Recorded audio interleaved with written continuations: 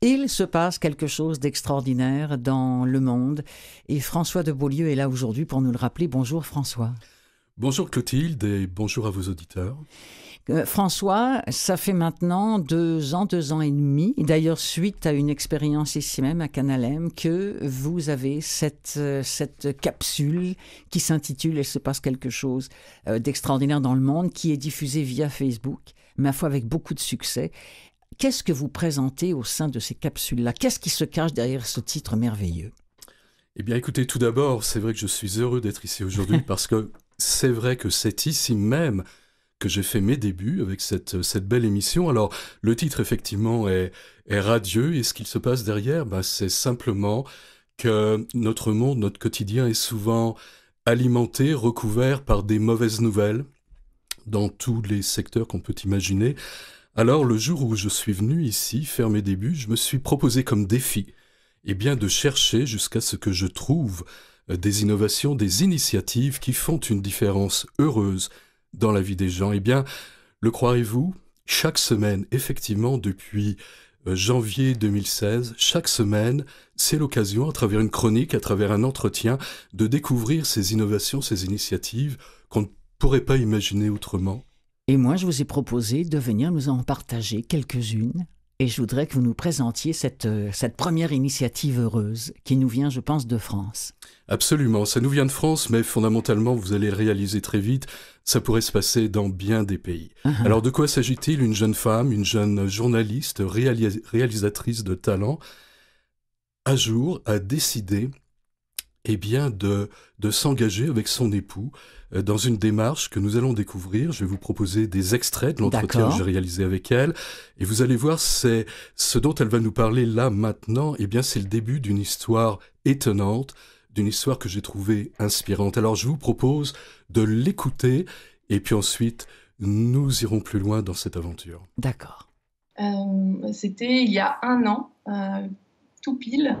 Moi, j'en étais arrivée à un point où j'avais de plus en plus de mal à me mettre des œillères, à passer mon chemin en voyant quelqu'un qui me demandait une pièce dans la rue, en voyant cette crise migratoire qui s'affiche un petit peu partout dans les médias.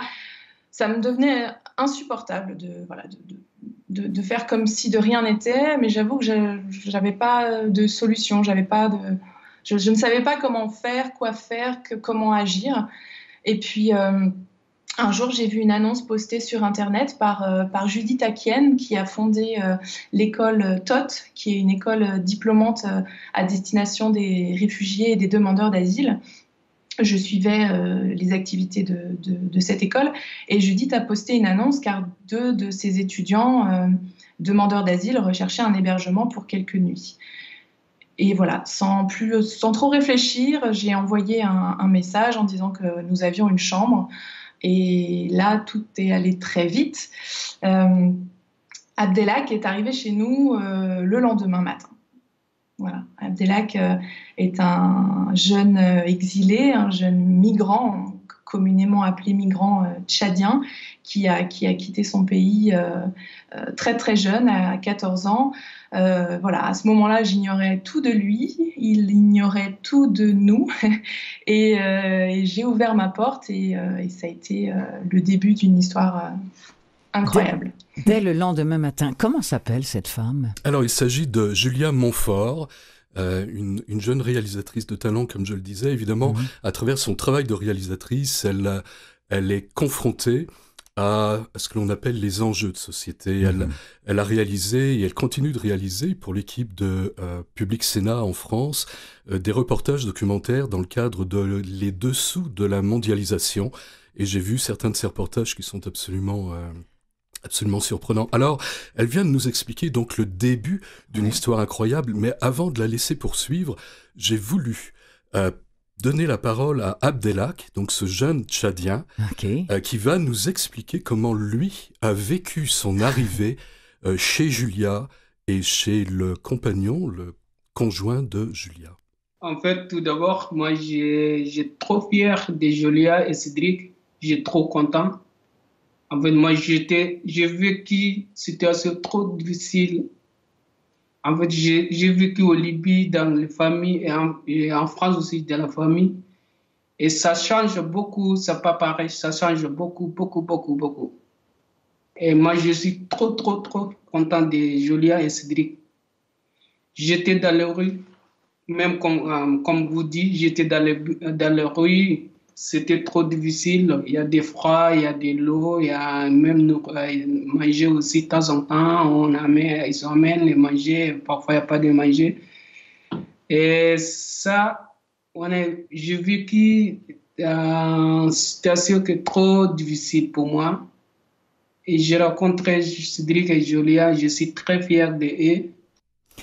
Quand même, son destin a changé, ce garçon-là, c'est ce qu'on comprend. Hein. Absolument. Il est depuis 1 an chez Julia et chez le conjoint de Julia. Sa vie, effectivement, a complètement changé. Julia va nous dire maintenant tout ce qui s'est passé et puis surtout ce projet auquel elle donne naissance et qui s'appelle donc les carnets de solidarité. Mais avant de lui rendre la parole, j'aimerais juste ajouter ceci. J'ai souhaité que Abdelhak donc participe à cette émission aujourd'hui pour 2 raisons. D'abord, on a bien compris évidemment qu'il est en train d'apprendre le français.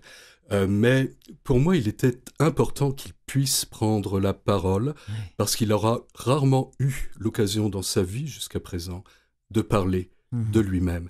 Et l'autre raison, c'est que fondamentalement, tout ce que nous allons entendre maintenant aura débuté avec cette belle histoire dont il est le principal acteur, et que ça me paraissait important, évidemment, que ce ne soit pas seulement une histoire d'adulte parlant de ce jeune homme. Alors voilà, maintenant, je vous propose d'écouter à nouveau Julia Montfort, qui va nous expliquer pendant 1 an ce qui s'est passé et pourquoi et comment ça a donné naissance donc à ce merveilleux projet, les carnets de solidarité. Si vous voulez, ouvrir ma porte, ça a été ma réponse citoyenne. Le moins que je puisse faire, c'était d'ouvrir ma porte à quelqu'un. Et puis, au fil des jours, puis des semaines et puis des mois, puisque 1 an après, Abdelhak est toujours chez nous, parce que rapidement, on a eu envie de l'aider. On s'est posé la question assez rapidement de la durée de son séjour chez nous. Et puis petit à petit, on s'est dit, mais si nous l'aidions, il faut lui trouver des solutions, le sortir de l'impasse administrative dans laquelle il se trouve. Et puis petit à petit, cette expérience, cette aventure humaine m'a tellement bouleversée et a tellement bouleversé mes proches que je me suis dit que peut-être il fallait que je la raconte, que nous racontions notre histoire, qu'Abdelhak puisse raconter la sienne pour que l'on puisse un petit peu... en tout cas, cette rencontre nous a ouvert les yeux et je me suis dit que j'avais envie de la partager. Et donc là, c'est mon métier qui peut-être m'a donné envie de faire ça. Je me suis dit que voilà, j'ai une caméra à la maison, donc allons-y, commençons à filmer, à documenter notre quotidien. Et puis très rapidement, j'ai mûri un projet et je me suis dit que j'avais envie d'aller plus loin, de partir de notre histoire, mais surtout d'aller à la rencontre de Français solidaires, parce que j'ai l'intuition profonde que les citoyens sont plus solidaires qu'on ne le pense. À l'heure du repli sur soi, on a l'impression que les Français se renferment. Certains discours nous décrivent une nation du repli sur soi. Et je me dis qu'il serait peut-être bon de montrer une autre réalité qui existe elle aussi, qui passe sous les radars médiatiques. Cette réalité-là ne fait pas la une des journaux, notamment parce qu'aujourd'hui encore, on criminalise l'aide à autrui. On peut finir devant un tribunal pour un geste d'humanité, principalement dans l'aide au transport, ou en tout cas dans l'aide au passage de la frontière, c'est dans l'actualité actuellement.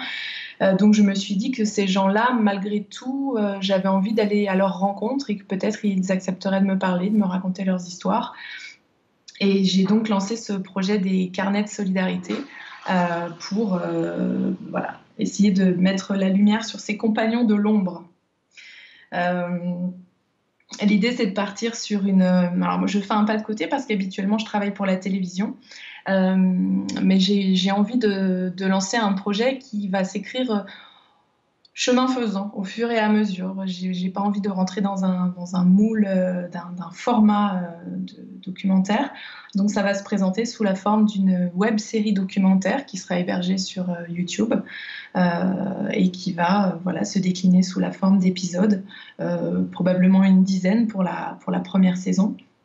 L'idée, c'est d'aller à la rencontre de ces citoyens solidaires, de démystifier au fond la figure de l'étranger, d'essayer d'estomper les craintes, d'estomper les peurs.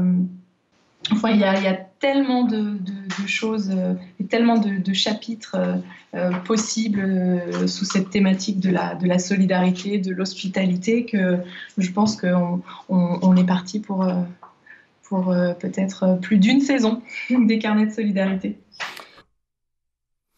Alors, c'est effectivement une belle histoire qui est en train de se poursuivre avec ces carnets de solidarité. J'aimerais, avant de vous laisser conclure, Clotilde, préciser ceci. Leïla Slimani vient d'accepter d'être la marraine des carnets de solidarité. Alors pour vos auditeurs, précisons tout de suite qui elle est. Il s'agit, c'est une écrivaine, auteure franco-marocaine, pardonnez-moi.